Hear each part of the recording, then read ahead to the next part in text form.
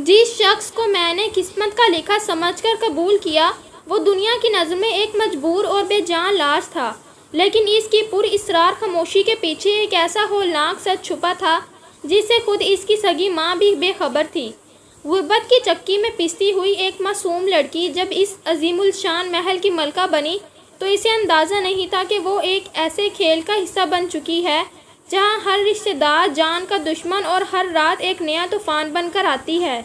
محبت، قربانی اور انتقام کی یہ داستان اس وقت ایک سنسنی خیز موڑ لیتی ہے جب آدھی رات کے طوفان میں معذور شوہر اچانک اپنے پیروں پر کھڑا ہو کر ایک ایسا انکشاف کرتا ہے جس سے آئزل کے پاؤں تلے سے زمین نکل جاتی ہے۔ میرے گھر والوں نے میری شادی ایک معذور لڑکے سے کر دی تھی۔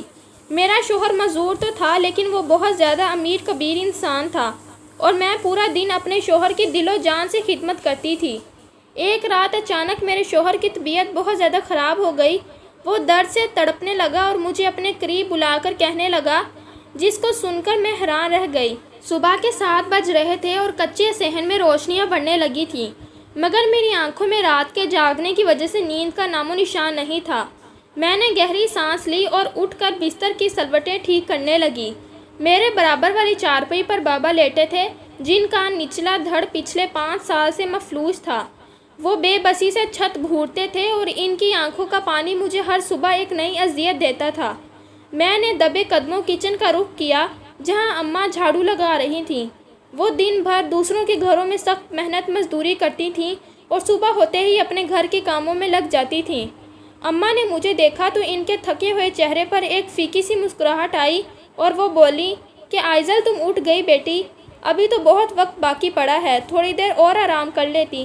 انہوں نے پیار سے کہا تو میں نے آگے بڑھ کر ان کے ہاتھ سے جھاڑو لے لی اور نرمی سے بولی کہ اماں آپ آرام کریں، میں نے اپنی پڑھائی اس لیے تو مکمل کی تھی تاکہ آپ کا سہارا بن سکوں۔ اب میں گھر کا کام سنبھالوں گی اور آپ بس سکون سے بیٹھیں گی۔ اماں نے ایک ٹھنڈی آہ بھری اور دیوار کا سہارا لے کر بیٹھ گئیں اور بولی کہ بیٹی پڑھائی تو تم نے کر لی مگر اس غربت نے ہمارے ہاتھ پاؤں باندھ دیے ہیں۔ تمہارے بابا کی دوائیاں اور گھر کا کرایہ پورا کرتے کرتے میری ہڈیوں میں جان ختم ہو گئی ہے اور مجھے تمہارے ہاتھ پیلے کرنے کی فکر رات دن کھائے جاتی ہے۔ کوئی ڈھنگ کا رشتہ ہی نہیں آتا جو ہماری اوقات دیکھتا ہے وہ پھر پلٹ کر نہیں آتا۔ میں نے اماں کا ہاتھ تھام کر انہیں تسلی دی کہ اللہ سب بہتر کرے گا۔ اماں کے جانے کے بعد سارا دن میں گھر کے مختلف کاموں میں مصروف رہی۔ فرش صاف کیا، برتن دھوئے اور بابا کو کھانا بھی کھلایا اور پھر اسی طرح دوپہر بھی ہو گئی۔ دوپہر کے وقت جب اماں کام سے واپس لوٹ کر آئیں تو ان کے قدموں میں ایک عجیب سی تیزی تھی اور چہرہ خوشی سے تمتما رہا تھا۔ وہ صحن میں داخل ہوتے ہی پکارنے لگی کہ آئزل، آئزل کہاں ہو تم؟ میں کچن سے باہر نکلی تو دیکھا اماں بری طرح ہانپ رہی تھیں اور کہنے لگی کہ بیٹی آج مالکین کے گھر ایک ایسی عورت آئی تھی جو بڑے گھرانوں میں رشتہ کرواتی ہیں۔ اس نے تمہارا ذکر سنا تو وہ بہت زیادہ خوش ہوئی اور کہہ رہی تھی کہ ایک بہت ہی امیر کبیر خاندان ہے جنہیں اپنے بیٹے کے لیے بس ایک نیک اور پڑھی لکھی لڑکی چاہیے۔ اگر ہم ہاں کر دیں تو وہ کل ہی ہمارے گھر آ سکتے ہیں۔ میرے دل کی دھڑکن ایک دم تیز ہو گئی اور خوشی اور حیرت کا ایک ملا جلا احساس میرے اندر جاگا۔ میں نے بے یقینی سے پوچھا، اماں سچ میں کیا وہ لوگ ہمارے غریب خانے آئیں گے؟ انہوں نے تو کوئی شہزادی چاہیے ہوگی۔ اماں میرے سر پر ہاتھ پھیرا اور بولی کہ بیٹا نصیب جب کھلتے ہیں تو دیواریں نہیں دیکھی جاتی، تم بس تیاری کرو، میں تمہارے بابا کو بھی بتاتی ہوں، وہ تو یہ بات سن کر خوشی سے نہال ہو جائیں گے۔ اور پھر یہ دن یوں ہی خوشی خوشی گزر گیا۔ اگلی صبح سویرے ہم ماں بیٹی گھر کی صفائی میں لگ گئیں۔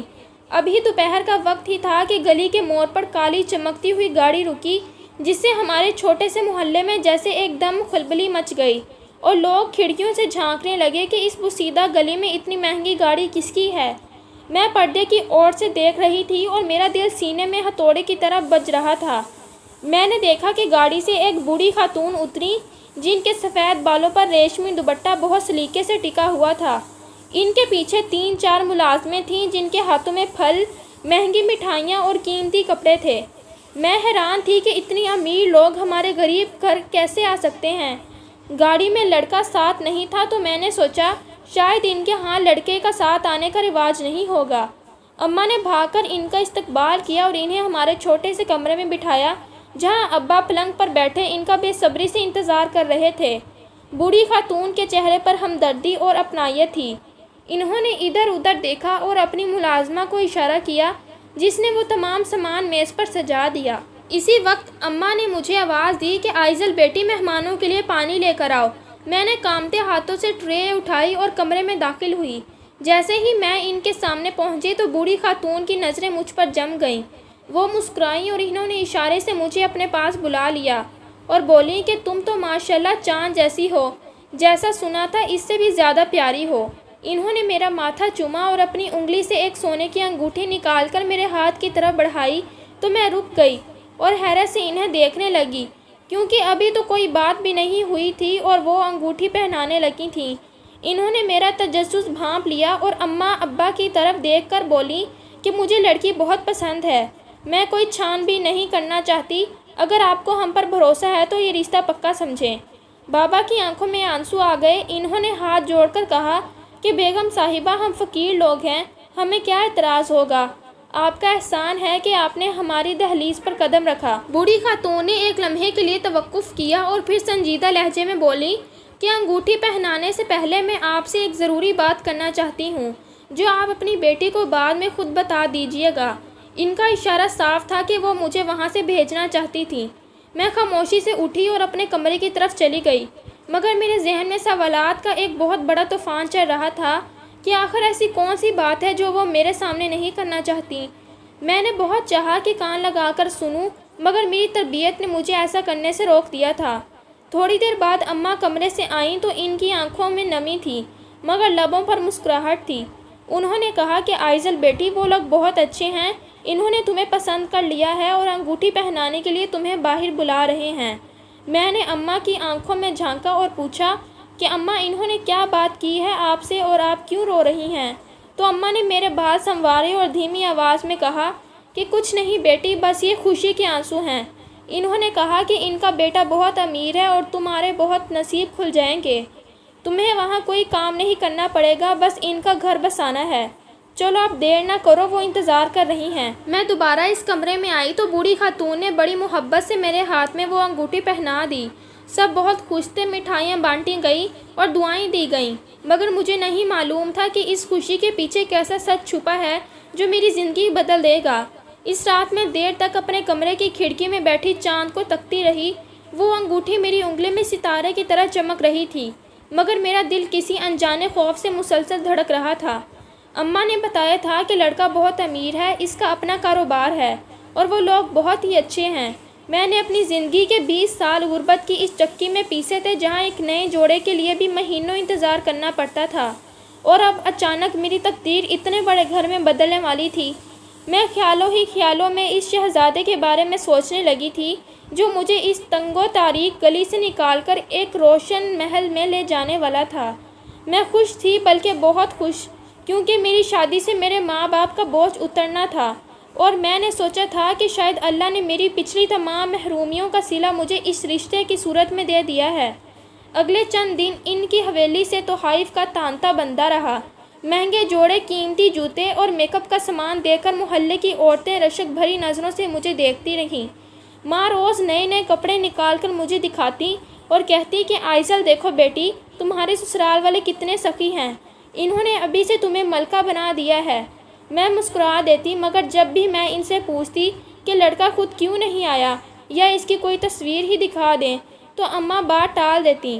کبھی کہتی کہ وہ بہت مصروف ہے اور کبھی کہتی کہ تصویروں میں کیا رکھا ہے، جب سامنے آئے گا تو خود ہی دیکھ لینا۔ مجھے اس وقت ان کی باتوں میں چھپی گھبراہٹ محسوس نہیں ہوتی تھی، کیونکہ میں تو اپنی ہی خوشیوں کے خوبصورت حصار میں قید تھی۔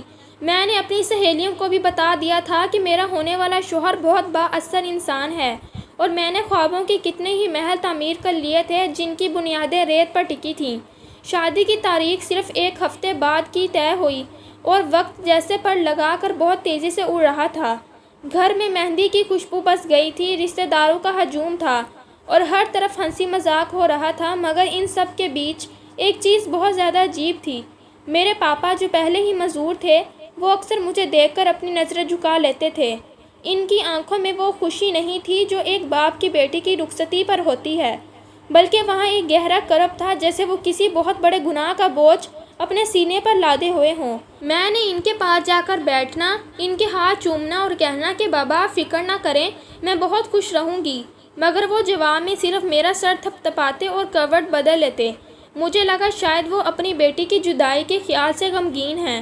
بالآخر نکاح کا وہ دن آ گیا جس کا مجھے بڑی بے صبری سے انتظار تھا۔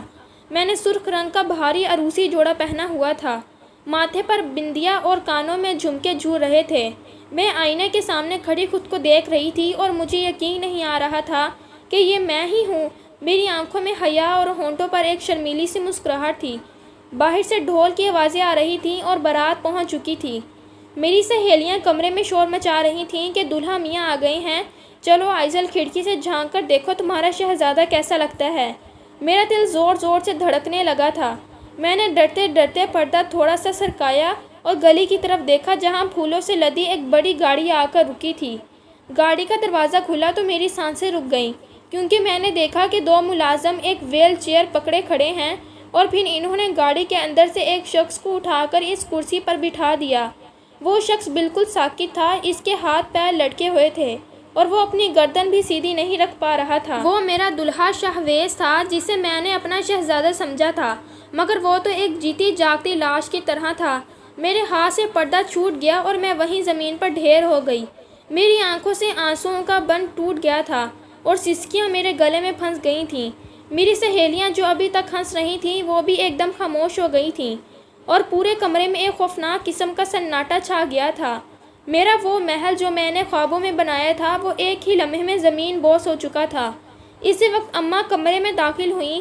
انہوں نے مجھے فرش پر گرا دیکھا تو وہ تڑپ کر میری طرف بڑھیں اور بولیں کہ آئزل بیٹی کیا ہوا، تم ایسے کیوں رو رہی ہو؟ انہوں نے مجھے سنبھالنے کی کوشش کی تو میں نے غصے اور دکھ سے ان کا ہاتھ جھٹک دیا اور چیخ کر بولی کہ اماں کیا یہی ہے وہ امیر گھرانہ، اور کیا یہی ہے وہ شہزادہ جس کے خواب آپ نے مجھے دکھائے تھے؟ آپ نے مجھے ایک معذور کے لیے پلے باندھ دیا ہے۔ کیا میں اتنی بری تھی کہ آپ نے میرا سودا ایک لاش سے کر دیا؟ اماں کی آنکھوں سے بھی آنسو نکل آئے تھے۔ وہ میرے پیروں میں بیٹھ گئیں اور اپنا دوپٹہ اتار کر میرے قدموں میں رکھ دیا اور بولیں کہ آئزل بیٹی مجھے مار لو، مجھے گالیاں دے دو، مگر آج ہماری عزت رکھ لو اور تمہارے بابا کی زندگی کی راج رکھ لو۔ اگر یہ بارات واپس گئی تو تمہارے بابا یہ صدمہ برداشت نہیں کر پائیں گے اور وہ مر جائیں گے۔ آئزل وہ لوگ بہت اچھے ہیں، وہ تمہیں پلکوں پر بٹھا کر رکھیں گے۔ ہم غریب ہیں بیٹی اور ہمارے پاس انتخاب کا حق نہیں تھا۔ اماں کی سسکیوں اور ان کی سفید دوپٹے نے میری زبان کو تالا لگا دیا تھا۔ میں نے دیکھا کہ اماں کے چہرے پر کتنی جھریاں ہیں اور وہ کتنا ٹوٹ چکی ہیں۔ میں نے اپنی آنکھیں بند کیں اور ایک لمبی آہ بھری، کیونکہ میرے پاس اب کوئی دوسرا راستہ نہیں بچا تھا۔ میں نے اپنے خوابوں کا گلا خود اپنے ہاتھوں سے گھونٹ دیا تھا اور پھر اماں کا دوپٹہ اٹھا کر ان کے سر پر رکھ دیا اور سرد لہجے میں کہا کہ ٹھیک ہے اماں، میں یہ نکاح کروں گی، مگر یاد رکھنا آج آپ نے اپنی بیٹی کو رخصت نہیں کیا بلکہ اسے زندہ درگور کر دیا ہے۔ کچھ دیر بعد نکاح خواہاں کے الفاظ میرے کانوں میں ہتھوڑے کی طرح بج رہے تھے۔ جب انہوں نے پوچھا کہ آئزل بنت احمد، کیا تمہیں شہویز بن سلیمان کے ساتھ نکاح قبول ہے، تو مجھے لگا جیسے میں اپنی موت کے پروانے پر دستخط کر رہی ہوں۔ میں نے روتے ہوئے 3 بار قبول ہے کہا اور اسی کے ساتھ میری زندگی کا ہر رنگ سیاہ ہو گیا۔ رخصتی کے وقت جب میں نے بابا کو گلے لگایا تو وہ پھوٹ پھوٹ کر رونے لگے تھے۔ وہ کچھ کہنا چاہتے تھے مگر الفاظ ان کے گلے میں گھٹ رہ گئے تھے۔ میں بنا مڑے قدم باہر نکالے اور اس ویل چیئر والے شخص کی گاڑی میں جا بیٹھی جسے میں اب اپنا شوہر تسلیم کر چکی تھی، مگر میرا دل پتھر کا ہو چکا تھا۔ گاڑی کی پچھلی نشست پر میں سمٹی ہوئی بیٹھی تھی اور میرے برابر میں شہویز بیٹھا ہوا تھا۔ گاڑی کے اندر کی خوشبو مجھے زہر لگ رہی تھی اور میں نے اپنی نظریں کھڑکی سے باہر جما رکھی تھیں، جہاں سڑک کی روشنیاں تیزی سے پیچھے چھوٹ رہی تھیں، جیسے میرے خواب پیچھے رہ گئے ہوں۔ جب گاڑی اس عظیم الشان حویلی کے سامنے رکی تو وہاں کا جاہ و جلال دیکھ کر میری آنکھیں چندھیاں گئیں، مگر میرے دل میں کوئی جوش نہیں تھا۔ ملازموں کی ایک فوج کھڑی تھی جو شہویز کو احتیاط سے اٹھا کر اندر لے گئی تھی اور مجھے بھی ایک سجے سجائے کمرے میں پہنچا دیا گیا تھا، جہاں پھولوں کی مہک اتنی تیز تھی کہ میرا دم گھٹنے لگا تھا۔ میں بیڈ کے کونے پر بیٹھ گئی تھی اور میرا سرخ جوڑا اب مجھے کسی کفن کی طرح لگ رہا تھا۔ تھوڑی دیر بعد دروازہ کھلا اور شہویز کو ویل چیئر پر اندر لایا گیا۔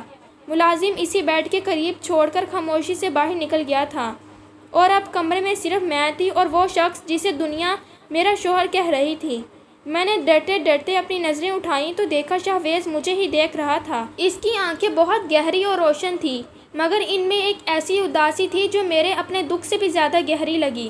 اس نے بہت مشکل سے اپنے ہاتھ کو حرکت دے کر میرے قریب لایا اور ایک کانپتی ہوئی آواز میں بولا کہ آئزل، میں جانتا ہوں کہ تم اس وقت کیا محسوس کر رہی ہو۔ کوئی بھی لڑکی مجھ جیسے انسان سے شادی نہیں کرنا چاہتی جس کا آدھا جسم قبر میں ہو اور آدھا بستر پر ہو۔ میں ساکت رہ گئی کیونکہ اس کی آواز میں وہ رعب نہیں تھا جو میں نے امیر لوگوں کے بارے میں سنا تھا، بلکہ ایک ایسی عاجزی سی تھی جس نے میرے غصے کو ایک پل میں پگھلا دیا۔ شہویز نے اپنی بات جاری رکھی اور دبی آواز میں کہا کہ میری بھی مجبوری تھی آئزل۔ میری ماں چاہتی تھی کہ مرنے سے پہلے میرا گھر بستہ دیکھ لیں۔ میں نے بہت منع کیا کہ کسی معصوم کی زندگی برباد نہ کرو، مگر وہ نہیں مانی۔ میں تمہیں وہ تمام خوشیاں تو نہیں دے سکتا جو ایک شوہر دیتا ہے، مگر میں وعدہ کرتا ہوں کہ اس گھر میں تمہیں کسی بھی چیز کی کمی نہیں ہوگی۔ تم یہاں کی ملکہ ہو اور تمہاری ہر خواہش میرے لیے حکم ہوگی۔ اس نے بیٹھ کے دراز سے ایک چھوٹا سا ڈبہ نکالا اور لرزتے ہاتھوں سے میری طرف بڑھایا اور کہا کہ یہ تمہارے لیے منہ دکھائی کا تحفہ، اسے قبول کر لو اور مجھے اس جرم کے لیے معاف کر دینا جس میں میرا کوئی اختیار نہیں تھا۔ میں نے وہ ڈبہ لیا تو اس میں ہیرے کا ایک نفیس ہار چمک رہا تھا، مگر میری نظریں اس ہار پر نہیں بلکہ شہویز کے ان ٹوٹے ہوئے الفاظ پر تھیں۔ اس نے مجھے کوئی حکم نہیں دیا تھا بلکہ اس نے مجھ سے معافی مانگی تھی۔ ایک ایسا شخص جس کے پاس دولت کے انبار تھے، وہ ایک غریب لڑکی کے سامنے اپنی معذوری کا اعتراف کر کے رو رہا تھا۔ میری آنکھوں سے آنسو نکل کر میری گالوں پر بہنے لگے اور میں نے سوچا کہ واقعی یہ انسان برا نہیں ہے۔ اس کا جسم معذور ہے مگر اس کا ظرف بہت بلند ہے۔ میں نے اپنے آنسو پونچھے اور دل ہی دل میں عہد کیا کہ بس آئزل، اب یہی تمہاری حقیقت ہے، چاہے یہ چل نہ سکے، چاہے یہ بولنے میں دشواری محسوس کرے، مگر یہ تمہارا شوہر ہے اور تمہارے ماں باپ کی لاج اب اس گھر کی دہلیز سے جڑی ہے۔ اگر میں نے ہمت ہار دی تو میرے بوڑھے ماں باپ ٹوٹ جائیں گے۔ میں نے ہمت جمع کی اور شہویز کے قریب ہو کر بیٹھ گئی۔ میں نے اس کا ٹھنڈا ہاتھ اپنے ہاتھوں میں لیا اور پہلی بار اسے مخاطب کیا کہ شہویز، آپ معافی مت مانگیں، نصیب کے لکھے کو کوئی نہیں بدل سکتا۔ اگر اللہ نے مجھے آپ کے لیے چنا ہے تو میں اپنا یہ رشتہ پوری ایمانداری سے نبھاؤں گی۔ میں آج سے صرف آپ کی بیوی نہیں بلکہ آپ کا سہارا بنوں گی۔ شہویز کی آنکھوں میں ایک دم چمک آ گئی تھی، جیسے اسے اندھیرے میں کوئی روشنی مل گئی ہو۔ اس نے ایک لمبی سانس لی اور مسکرا کر کہا کہ شکریہ آئزل، تم نے میرا بوجھ ہلکا کر دیا ہے۔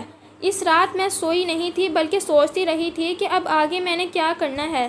اگلی صبح جب سورج کی پہلی کرن کمرے میں آئی تو میں نے ملازموں کو آواز دینے کے بجائے شہویز کی ویل چیئر سنبھالی۔ میں نے اسے نہلانے کے لیے کپڑے نکالے، اس کی دوائیں ترتیب دیں اور اسے اپنے ہاتھوں سے ناشتہ کروایا۔ پہلا جو کام ملازم کر رہے تھے وہ اب میں خود کرنے لگی تھی۔ شروع میں مجھے جھجک ہوئی، مگر پھر میں نے سوچا کہ یہ میرا شوہر ہے اور اس کی خدمت کرنا میرا فرض ہے۔ میری ساس جب کمرے میں آئی اور انہوں نے مجھے شہویز کے پاؤں دباتے ہوئے دیکھا تو ان کی آنکھوں میں سکون آ گیا۔ انہوں نے میرے سر پر ہاتھ رکھا اور بولی کہ آئزل بیٹی، میں نے صحیح انتخاب کیا تھا، تم نے میرے بیٹے کے مرجھائے ہوئے چہرے پر مسکراہٹ واپس لا دی ہے۔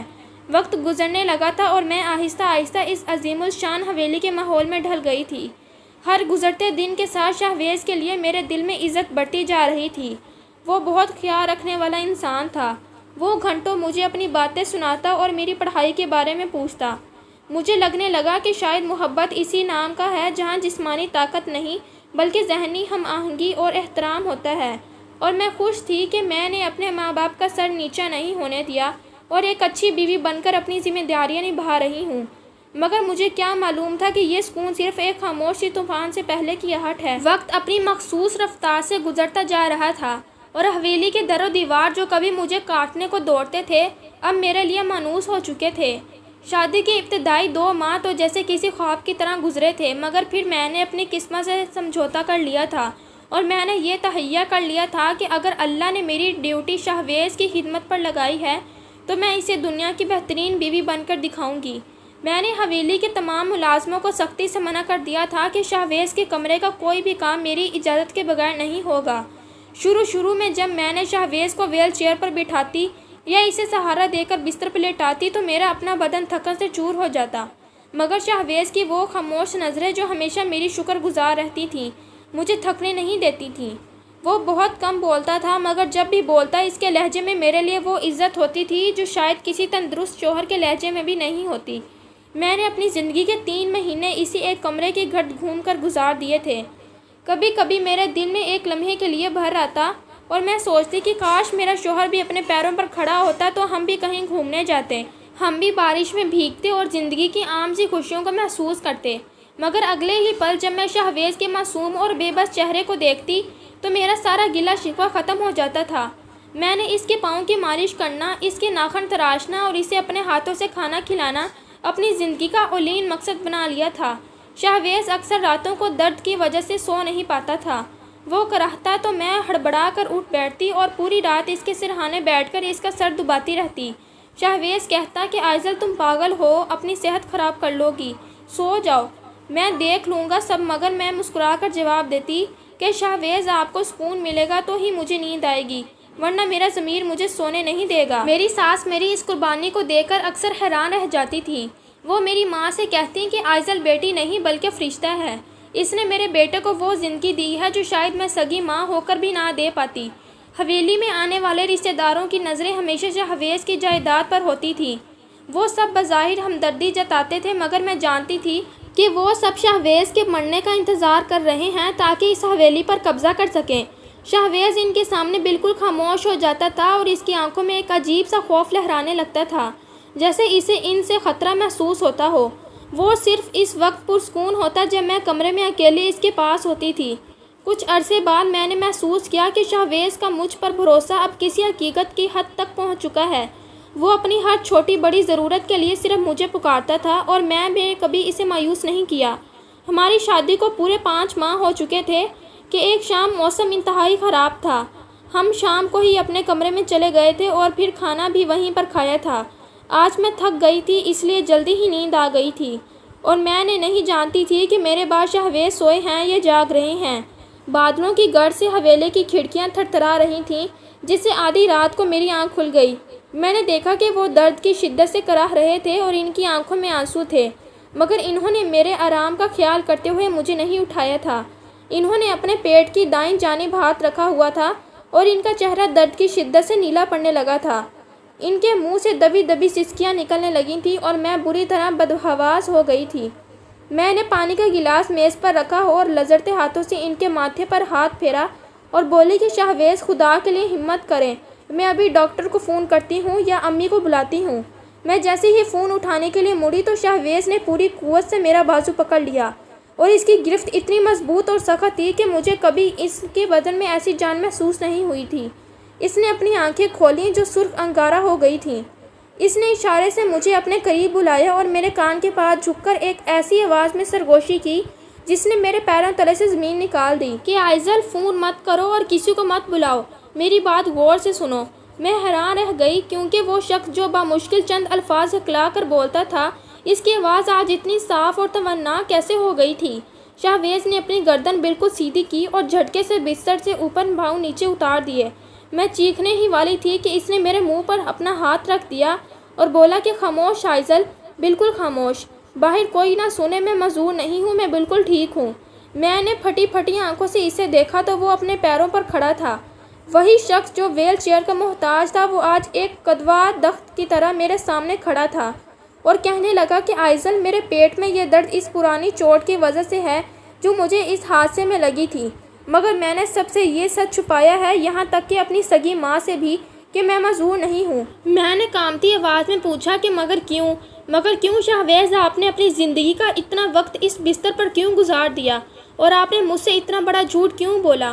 تو اس نے میری آنکھوں میں دیکھ کر کہا، کیونکہ میرا وہ ایکسیڈنٹ ہوا ہی نہیں تھا آئزل، بلکہ کروایا گیا تھا۔ وہ میرے اپنے رشتہ دار تھے جنہوں نے میری جان لینی چاہی تھی۔ میں جانتا تھا کہ اگر میں تندرست رہا تو وہ مجھے دوبارہ نشانہ بنائیں گے، اس لیے میں معذوری کا ناٹک کیا تاکہ وہ مجھے ایک بیکار اور بے جان چیز سمجھ کر چھوڑ دیں اور میں خاموشی سے اپنی طاقت بحال کر سکوں۔ مگر آئزل، ان مہینوں میں مجھے کوئی ایسا انسان نہیں ملا تھا جس پر میں آنکھیں بند کر کے بھروسہ کر سکتا، لیکن تمہاری بے لوث محبت اور تمہارے صبر اور تمہاری سچی محنت نے مجھے مجبور کر دیا کہ میں تمہیں سب بتا دوں۔ تم نے میری ویل چیئر نہیں سنبھالی بلکہ میرا مان سنبھالا ہے اور اب مجھے تمہارے ساتھ کی ضرورت ہے۔